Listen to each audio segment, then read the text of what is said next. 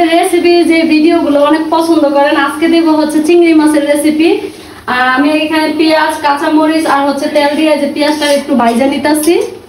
আচ্ছা, পেঁয়াজটা কিন্তু লাল হয়ে গেছে, এখন হচ্ছে আমি পানি দিয়ে দিব। পানি দিয়ে আদা রসুন বাটা দিব। আর আমি যে আদা রসুন বাটাটা দিব এখানে কিন্তু আদা রসুন জিরা সবকিছু একসাথে মিক্স করা, তো এটা পরিমাণ মতো দিয়ে দিলে দেবো। আর আমি কিন্তু কমই দেই, আদা রসুন বাটা দিয়ে কোনো তরকারিতে কম দেই, অনেকে আছে যে অনেক বেশি দেয়, তো আমি অল্প দিয়েই রান্না করি। এখন হচ্ছে হলুদের গুঁড়া দিয়ে দিব আর হচ্ছে মরিচ, যেটা আসলে ইম্পর্টেন্ট। মরিচটা হয়েছে জাল না হলে কোনো তরকারি মজা লাগে না, তবে একটু জাল জাল করে রান্না করবো, মরিচ একটু বাড়াই দিই। আর আমার জামাইটা একটু কমই দেওয়া লাগবে, ও বেশি জাল খায় না। সবচাইতে ইম্পর্টেন্ট জিনিসই দেই নাই, যেটা হচ্ছে লবণ। লবণ ছাড়া কিন্তু কোনো খাবারের কোনো স্বাদ থাকে না, সেটা আপনি যত ভালো করে রান্না করেন না কেন। আর আমি মনে করি লবণ, আমি বিশেষ করে আমি রান্না করার সময় লবণটা একটু কম দেই, কারণ লাগলে আবার দেওয়া যাবে। কারণ বেশি দিয়ে পরে খাবারটা নষ্ট করার চেয়ে অল্প দেই, অল্প দিয়ে আবার লাগলে দেই। আর অনেকে আছেন কিন্তু মানে চিংড়ি মাছটা ভাইজা রান্না করেন, আমি কিন্তু ভাজা ছাড়া রান্না করবো কষাইয়া।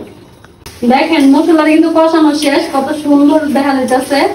আর আমার মনে হয় আজকে একটু তেল বেশি হয়েছে, মানে আমার তেল বেশি হয় নাই, মাছের তেল একটু বেশি দিয়ে লাগছে। আবার এটা নিয়ে আর করবেন যে আপু তোমার তেল বেশি হয়েছে, না আমার তেল বেশি হয় নাই। আর হচ্ছে এখন আমি মাছটা কষামো এই তেলের মধ্যেই। আর টমেটো ধনিয়া পাতা তো লাস্টে দিব, এখন দিব না, কারণ টমেটো বেশি গলে গেলে না ভালো লাগে না। আর এটার মধ্যে যদি দেয় টমেটো একদম গলে দেবে।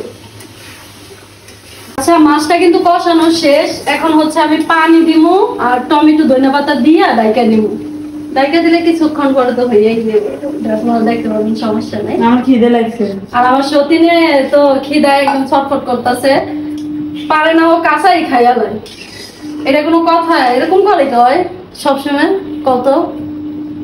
আর টমেটোর এত দাম, কি আর কমো। আমরা মনে হয় কয়টা, 3টা টমেটো আনছি না, 3টা টমেটো আনছি, তো একটা দিতেছি।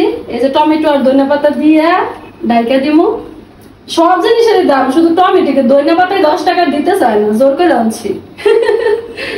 না সেনা 10 টাকা দেয় না, এনে দিছে। আচ্ছা যাই হোক, এই যে টমেটো ধনিয়া পাতা দিয়েছি, এখন একটু লাইরা চাই আমি ডাইকা দিব। আর হয়ে আসলে খাওয়া দাওয়া ফিনিশ করব।